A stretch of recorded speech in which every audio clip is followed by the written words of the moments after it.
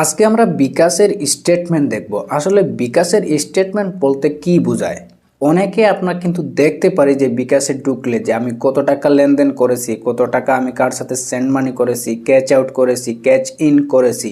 মূলত এই বিষয়গুলো আপনি দেখতে পান। তবে দেখেন তো আপনি 2-3 মাস 4-5 মাস আগের কোনো লেনদেন আপনি দেখতে পান কিনা?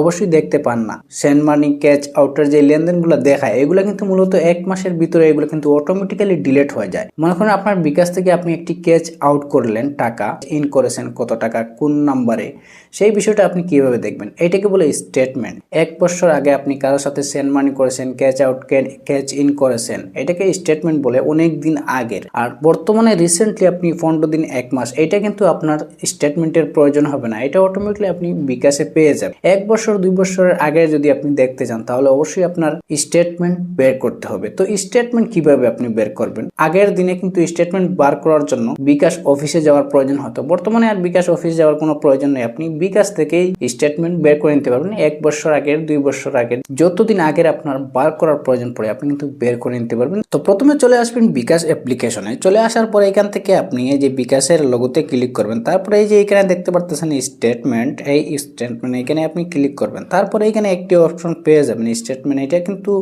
আগে থেকেও ছিল, বাট আগে আপনি এখানে জাস্ট শুধু লেনদেন দেখতে পারতেন 1 মাস বা 15 দিনের।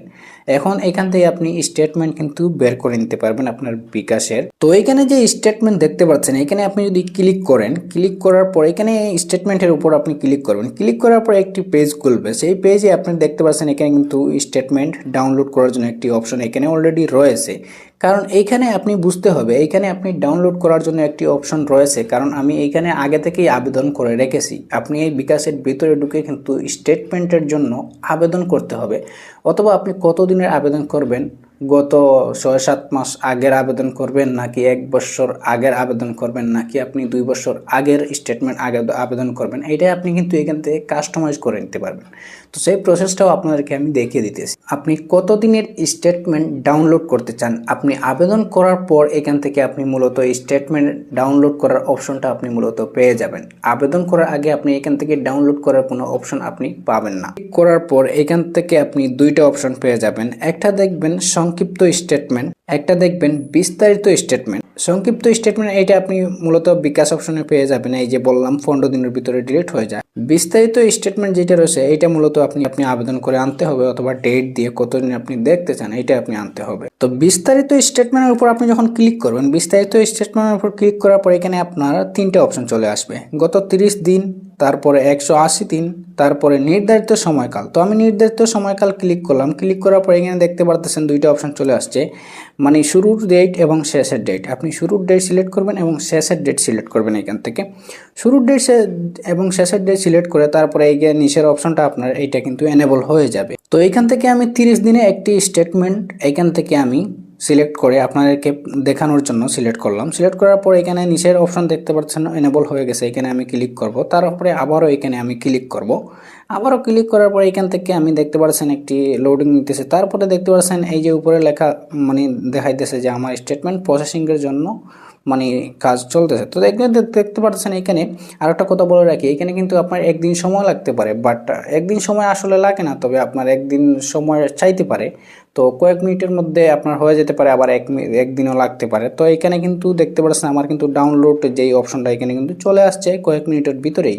তো আপনাদের হয়তো একদিনও লাগতে পারে। তারপরে এখান থেকে আপনি কিন্তু ইজিলি ডাউনলোড করে নিতে পারেন। এই যে দেখতে পারতেছেন আমার ডাউনলোড অপশন কিন্তু চলে আসছে স্টেটমেন্ট। আমি 1 মাসের জন্য 1 মাসের স্টেটমেন্ট এখান থেকে ডাউনলোড করেছি। আপনারা যতদিনে চান ততদিনে আপনি এখান থেকে ডাউনলোড করে নিতে পারেন। তবে এইখানে আরেকটা প্রবলেম রয়েছে, ডাউনলোড করার পর যখন আপনারা এই স্টেটমেন্ট অপশনটা যখন আপনারা চালু করবেন তখন একটি পাসওয়ার্ড চায়। আসলে এই পাসওয়ার্ডটা আপনি কি দেবেন, এইখানে কিন্তু অনেক মানুষ হ্যাসেলের শিকার হয়ে যায় যে এই পাসওয়ার্ডটা আমরা কি দেব।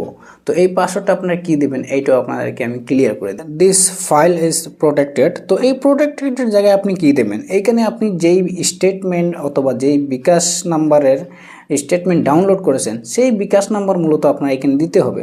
তো আপনার যদি বিকাশ নাম্বারে কাজ নাও করে আপনি বিকাশের যে পাসওয়ার্ড সেটাও দিয়ে ট্রাই করতে পারেন। অবশ্যই আপনার এই দুইটা থেকে একটা আপনার এখানে কাজ করে নেবে। তো মূলত এটা বিকাশ নাম্বারটাই এখানে দিতে হয়, বাট আপনারা দিতে পারেন। বিকাশের পাসওয়ার্ড যদি আপনার কাজ না করে ট্রাই করতে পারেন। Thank you for watching video. Subscribe my channel for more videos.